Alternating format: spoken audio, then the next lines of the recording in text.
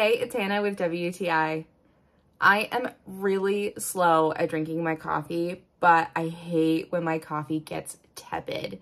So I love this cup warmer from Wenvinda.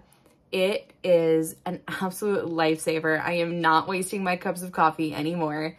It is so cute and fits perfectly on my desk. And I love this beautiful like mint green color.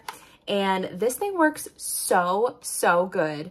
It plugs right into the wall. It has this great piece of silicone that sits right over the burner here and helps keep it safe when it's not in use. It also has a 4-hour default automatic shut off, so you don't have to worry about accidentally leaving it on and burning the house down. So it has 3 different temperature settings, which I find super useful. If your coffee is nice and hot, you can kind of leave it on the a little bit cooler setting. But as the time progresses, if you want to make sure your coffee is staying super hot, you can bump it all the way up to the hottest setting. I have really appreciated having this cup warmer. It is absolutely a lifesaver. I don't feel like I am wasting all of my coffee, and I can keep my cup warm all day long while I sit at my desk and work.